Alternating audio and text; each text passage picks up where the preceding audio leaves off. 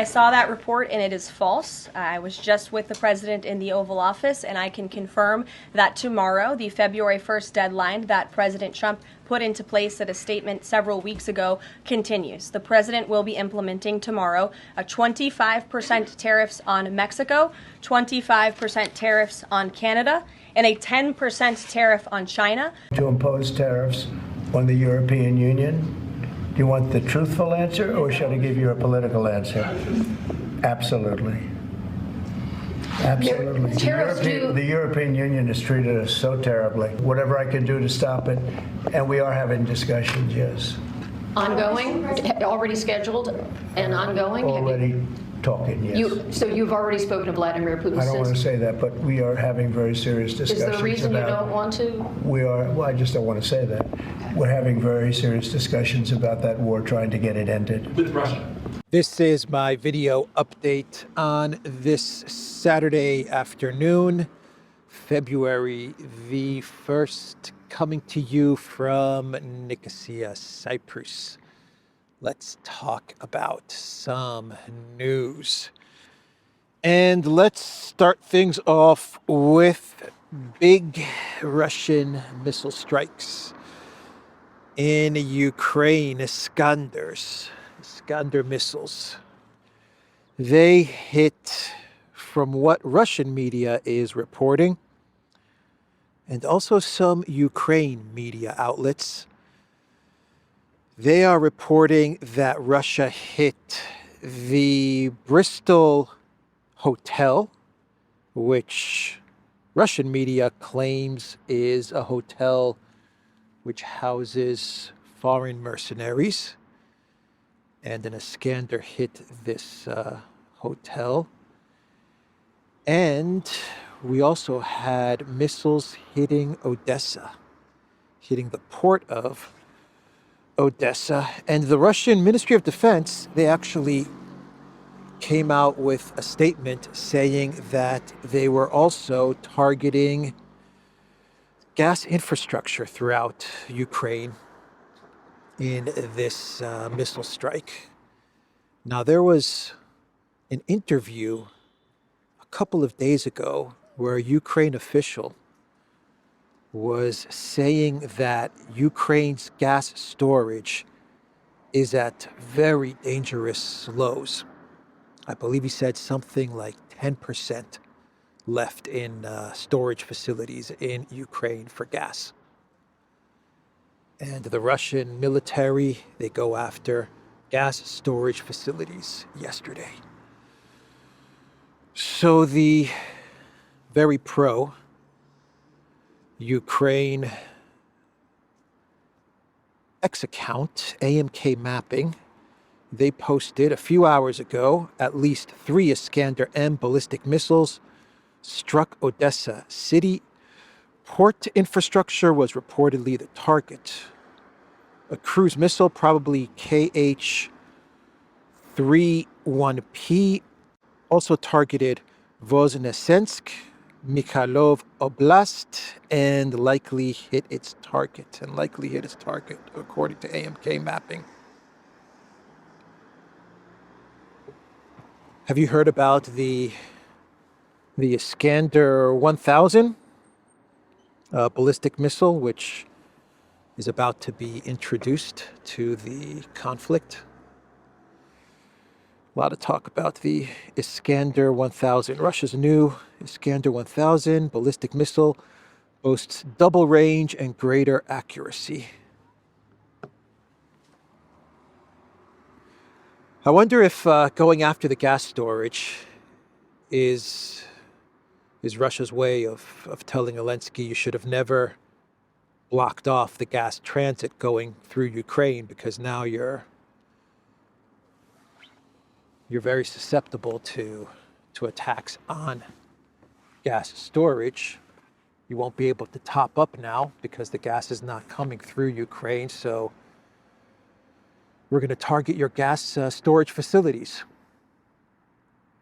and destroy those storage facilities, whatever's left of the gas inside those facilities. I was reading a report from Reuters which said that gas transit via Turk Stream is at all-time highs. Erdogan controls the gas coming into the European Union, full control of all the gas coming into the European Union. Now, Zelensky made a very big mistake cutting off the gas transit from Russia via Ukraine to Europe. But as the gas would transit, he would always top up the gas storage as well. He would take some of the gas. He would take a lot of the gas and store it up. Anyway, that was the big strikes yesterday. I'm sure we'll get more information and more statements as the day goes along as to what was hit and the effects of what was hit. Let's talk about Trump now. Let's talk about Trump. He was in the Oval Office and he had a kind of mini press conference. Media was there and they were asking him all kinds of questions as he was sitting behind his desk. And he talked a lot about tariffs.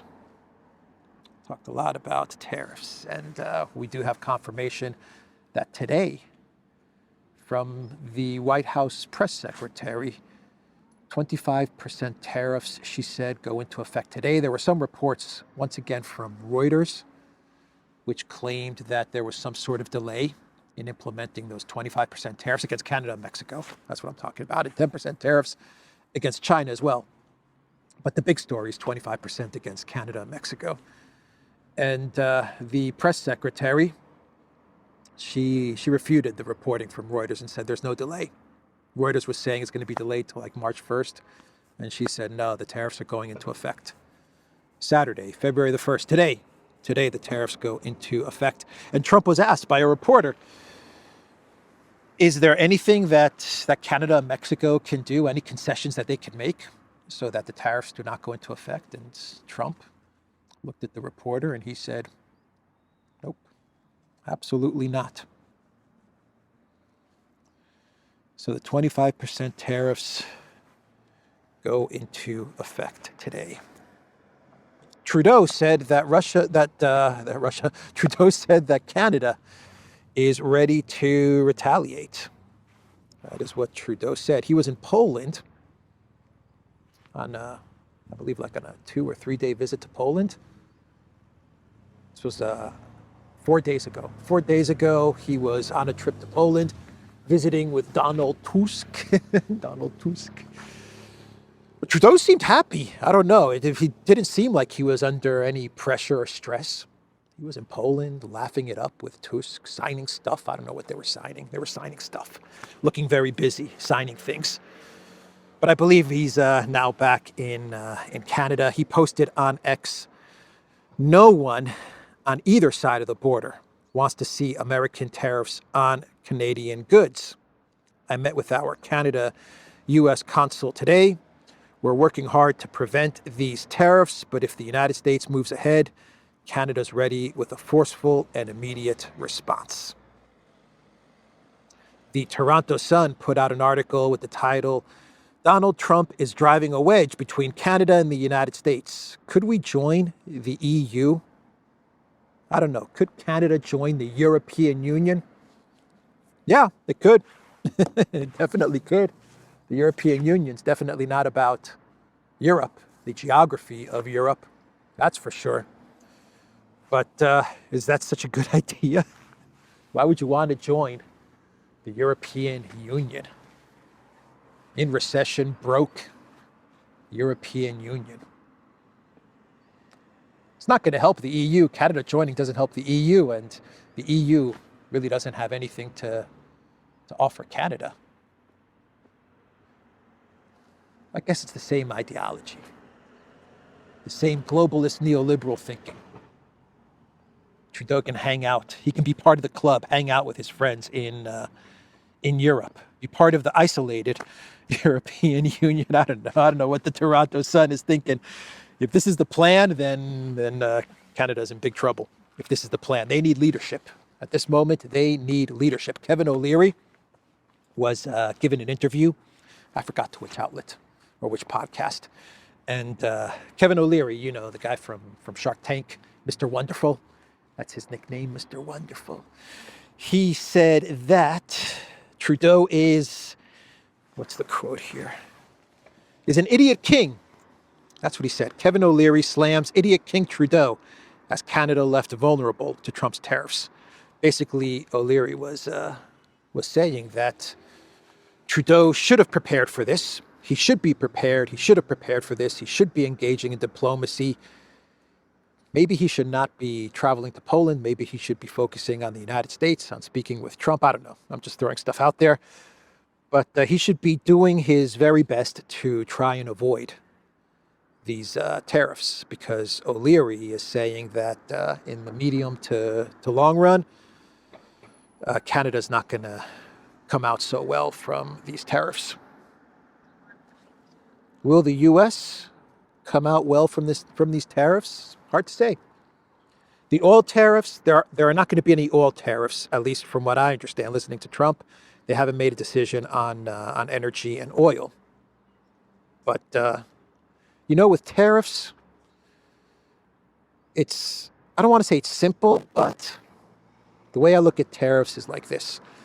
If the country that's importing, the country that's placing the tariffs, that's importing the products, if they have a replacement for those products, or if they can replace those products in the medium to long term, then the tariffs benefit the importing country, the country that is placing the tariffs.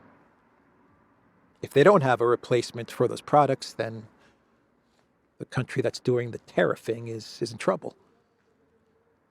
But I imagine in the case of Canada, or at least the tariffs that Trump's placing on Canada, that Trump has a plan to replace whatever Canada can export to the United States. The United States imports. So that's the way I look at tariffs. If the country that's importing the products has a replacement, then they should be okay. Now the country that's exporting, they have problems. They have to either absorb the tariff cost, lower prices, absorb the tariff cost, eat the cost of the tariffs, which cut into their profits and their margins. We'll see. We will see what will happen. But keep in mind that Canada is going to retaliate. So what holds for the U.S. as the importer is also going to hold for Canada as the importer of American products. So if Trudeau's plan is to place tariffs on U.S. products that enter into Canada, the question is, in the medium and long term, does Canada have a replacement for the U.S. products coming in that are going to get tariffed? That's the question. We'll see what Trudeau has up his sleeve. Never, ever underestimate Justin Trudeau. You know who else is getting tariffs? Trump announced it yesterday. I was talking about this in my video update. Yesterday, I was talking about this in my video update. And I said the EU, if they get tariffs, they're in big, big trouble. Well, Trump said the EU is getting them tariffs. That is what he said, tariffs on the EU. And the reporters were asking him all kinds of questions about tariffs on the EU. And they said, Mr. President, are you going to place tariffs on the EU as well? And Trump said, you want a truthful answer or a political answer? Interesting response from Trump. And then he said, absolutely. He said, you want a truthful answer or you want a political answer? Absolutely. The EU is going to get tariffs. And he said that the EU has treated the U.S. terribly. That's what he said, terribly. They are going to get sanctions. The European Union. Not good if you're Ursula. Not good. The EU's in big trouble. The EU is in the process of sanctioning Russia, the 16th sanctions package. They're working all of that out, and they're going to introduce that on February 22nd. So they're busy sanctioning their main source of resources and energy, completely cutting themselves off from their number one provider of energy, of oil, of gas, of resources, you name it. They're in the process of doing that to Russia with the 16th sanctions package. And on the other side of things, Trump has just announced that he's going to place tariffs on the European Union. What is the EU thinking, man? Jeez, man. What is the EU thinking? Oh, boy. The EU is going to get squeezed in a big, big way. That's why they're talking about the Nord Stream gas pipeline. I talked about this yesterday. That's why they're saying maybe we should try to reopen Nord Stream, keep it maintained, tell Gazprom to check out Nord Stream and make sure it could get back online just in case. That's why we will not include Russian LNG in the 16th sanctions package. They're trying to hedge their bets because they're worried, they're afraid, and they know that the only country, the only person they can run to once the U.S. tariffs hit and once the U.S. tariffs bite is Russia. Ooh, poor Ursula. Can you imagine Ursula calling up Putin and begging Putin to start up Nord Stream? Never going to happen. Never going to happen. But maybe the new German chancellor just might have to do it. I don't know. But man, the EU is in big, big trouble. Very big trouble. Now, the EU said that they're going to retaliate against the United States. Come on, you're kidding, right? Nah, they said they're going to retaliate against the United States. That's what the EU said. That's right. Can the US replace products from the European Union? Absolutely. Absolutely. Can the European Union replace products from the United States? No way, man. No way. No way. They've cut off Russia. They've cut off everybody. 100% dependent on the US. They thought Biden was going to be president forever. Biden, then Harris, and after Harris, it was going to be, I don't know, someone else. They thought that this was going to be a forever thing. Nope. We got Trump. They got Trump. Now they're screwed. So, let's talk about what Trump said with regards to Russia, to Putin. He was asked if he's been talking to Putin. Now, Trump hasn't said very much about Ukraine in the past week, which is a good thing. It means that he's thinking things over. It's not so easy to figure out a way to get to a peace deal, is it? So he's been quiet, but for the past week. But a reporter asked him about the conflict in Ukraine, and Trump said that the U.S. is in talks with Russia. He said they are in discussions with Russia,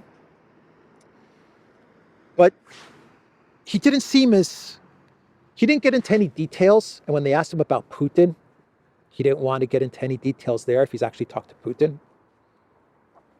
I would guess, listening to Trump, that he hasn't actually talked directly to Putin. I would take a guess that when he means that his team, the United States, is in talks with Russia, I would also take a guess and say that they're talking to the Russian embassy in Washington.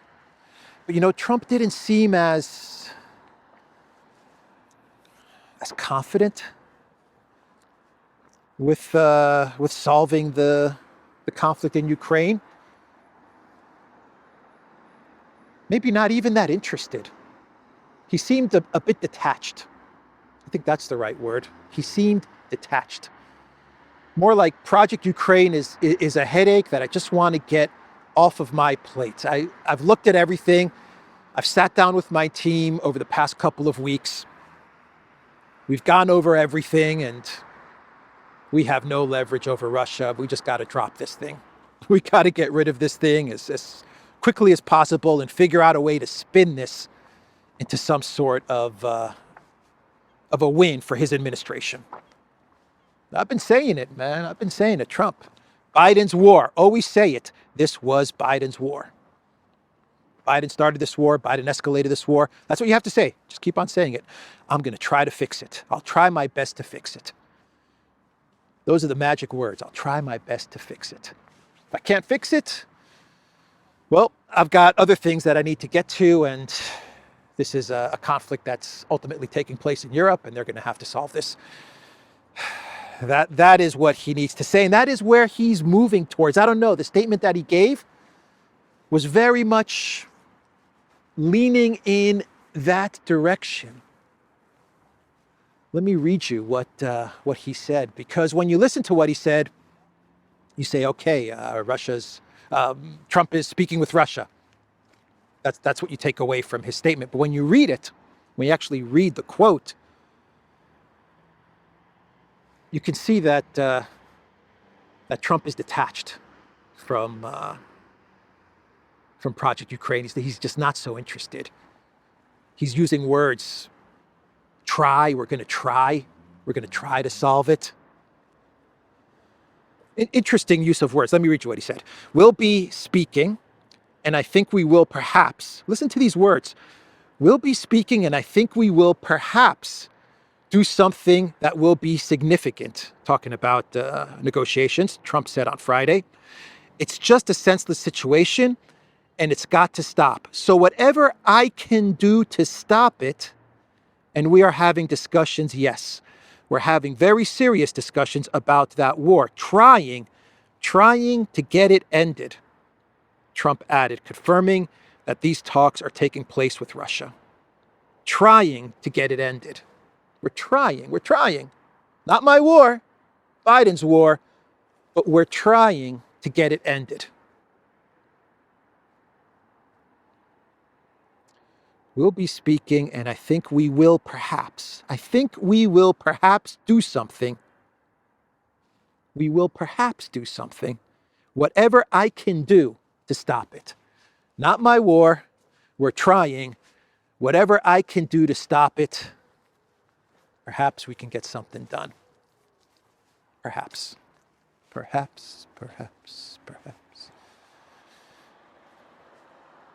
So that was a statement from Trump on Ukraine.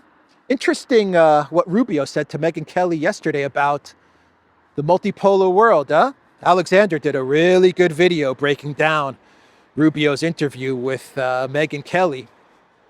And Rubio talking about the end of the unipolar world and the multipolar world, the end of the unipolar world and the multipolar world. That is what Rubio said. Unbelievable. It's unnatural for a world to be unipolar. The world always had multiple powers, like now China and Russia. Neocon Marco Rubio, giving an interview to Megyn Kelly and talking about the multipolar world. It's always been unnatural to have one power. It's good if we have multiple powers, multipolar, like China and Russia. Interesting statement from the Secretary of State, huh? So let's talk about an article in the Times. What is that? Oh, man.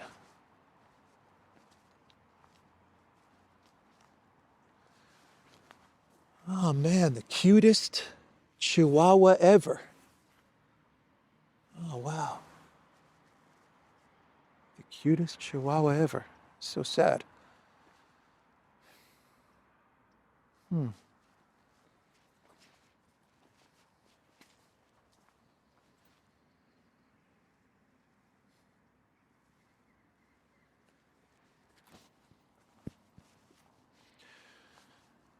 Rest in peace, cutest chihuahua ever. Lily? Is Lily the name I see there? Lily. All right. Let's talk about this article in the Times, the UK Times, with the title, Europe Split Over Peacekeeping Force for Ukraine. Here we go with the peacekeepers again. They talk about the peacekeepers, Europe, the UK, they talk about the peacekeepers. They go on and on and on about peacekeepers in Ukraine because this is their way of remaining relevant. This is their way of keeping in the Ukraine negotiations game. They're talking to themselves, really. I don't think Russia's listening. I don't even think the United States is listening. They're just talking to themselves, trying to figure out a way. How do we stay relevant? How do we get a seat at the negotiating table? Peacekeepers. Let's just talk about peacekeepers. If we talk about peacekeepers long enough, then maybe they will invite us to the talks, if and when the talks between Putin and Trump actually happen. We'll see. We will see. But the Times is saying that not even the countries in Europe are united in this peacekeepers idea. All of Europe is definitely not on the same page when it comes to sending their soldiers to Ukraine should a ceasefire, should a negotiation, should a settlement come about. The split goes like this, according to the Times. Germany is against the peacekeeper idea. You know why. It's obvious, because of the elections in Germany. At least for the next couple of weeks, Germany is going to say, we're not going to send any soldiers to Ukraine. You can't have an election and have one of the parties running in the election say we're going to send soldiers to Ukraine. That's a losing policy in elections. You can't say that. So Germany's position right now is no peacekeepers in Ukraine. Poland and the Baltics actually are with Germany. I was kind of surprised. But Poland, their argument is if we send peacekeepers to Ukraine, which is going to have to be a significant force, minimum 50,000, minimum, then we're not going to have the resources to protect Poland. And the Baltics are actually with Poland on this one. Man, Poland and the Baltics kind of throwing Zelensky under the bus, huh? On this one, on the peacekeeper idea. The countries that are for peacekeepers, that are pushing peacekeepers, the UK, France, Sweden, I believe Denmark, Norway, UK, France, Sweden for sure.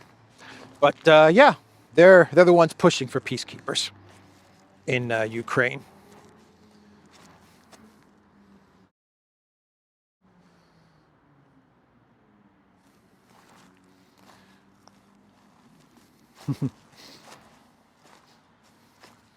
It's like a cat park. It's like a cat park.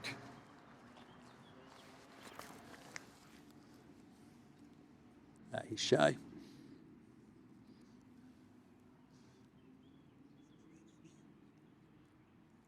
All right.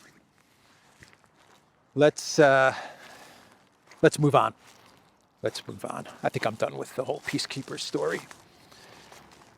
Georgescu, the man who should be president of Romania, he's given a lot of interviews. He's talking a lot, given a lot of interviews. And he's saying a lot of stuff about Project Ukraine and Zelensky. He called the Green Goblin, he called him a semi-dictator. A semi-dictator. And he also accused him of warmongering. That's what Georgescu said. I would like to ask the Ukrainian Foreign Ministry how many cases of high-level corruption have been recorded in Ukraine since the beginning of the war? How much European money has been stolen by them during the European and, in fact, Romanian attempt to help Ukraine? Can you imagine if Georgescu gets the opportunity to run for president? He's going to win. That would mean Hungary, Slovakia, Romania, Czech Republic. They're gonna side with Hungary if Babic wins. Austria with Kickel. We're getting a significant, powerful bloc is being formed, which is against the conflict in Ukraine, which wants to see some sort of a negotiation, which wants to stop the money and the weapons going to the Zelensky regime, and a significant bloc in Europe, which is talking more and more about corruption in Ukraine. Everything is changing. Everything is changing with Project Ukraine and with Zelensky. 6 months ago, no one was talking about, at least no one in power. We were talking about it, but no one in power and no one in the media was talking about Ukraine corruption. No one was calling Zelensky a dictator. Now you have Georgescu calling him a semi-dictator. Tucker Carlson was speaking with Piers Morgan. They were doing a show, a debate together. And Tucker Carlson demolished Piers Morgan. I mean, Piers Morgan, stop talking about geopolitics, Piers. Because, man, you're clueless, bro. You're clueless. You're clueless, man.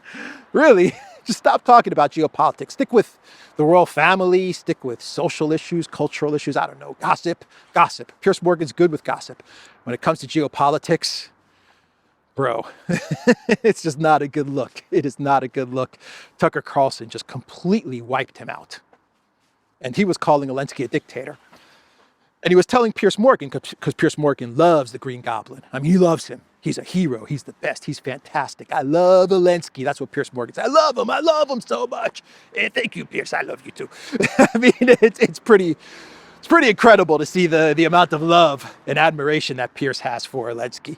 And Tucker was just going hard against Piers. He's telling Piers, look, you go on and on about Putin, how he's a dictator. Zelensky's a dictator, bro. That's what Tucker told him. And Piers is like, how so? How so? And Tucker's like, let's see. He canceled elections. He hasn't been voted in. He canceled elections. He's canceling the media. He's canceling religion. He's persecuting Christians. I mean, he's canceling political parties. What more do you need, Piers? The guy's a dictator. He continues the war, even though a majority of Ukrainians now, I believe the latest polls show that a majority of Ukrainians don't want the war to continue anymore. He's like, what are you talking about? It's a corrupt country. Piers, the guy's a dictator. He's like the definition of a dictator. Tucker was telling Piers Morgan, and Piers Morgan was just like, but I like him. Oh my God. Oh my God. I like him. He's like, I like him. Yeah, he's a dictator, but I like him. Oh man.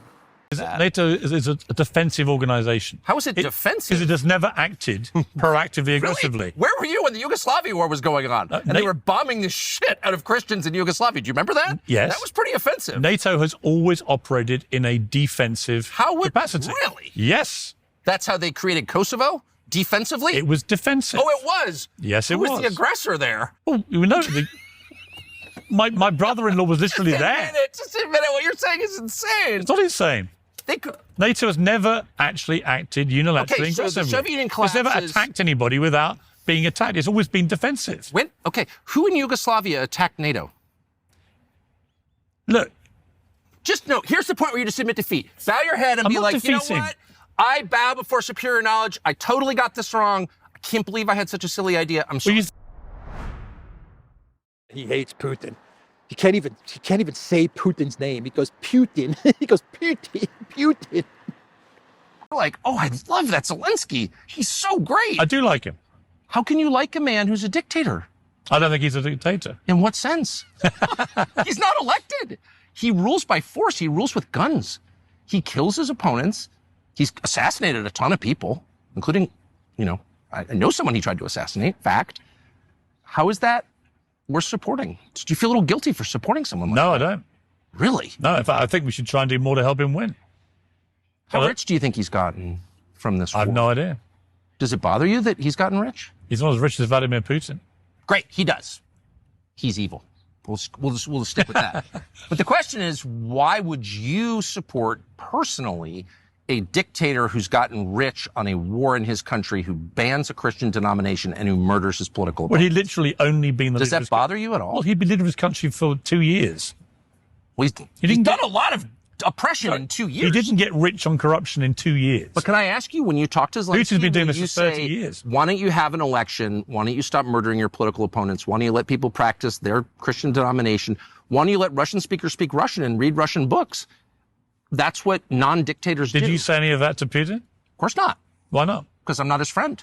I don't have the relationship with Putin that you have with Zelensky. It's going to really sting. I mean, it is going to sting. It is going to hurt Piers Morgan when this concludes. And he has to concede that Russia has won. It's going to really affect Piers Morgan.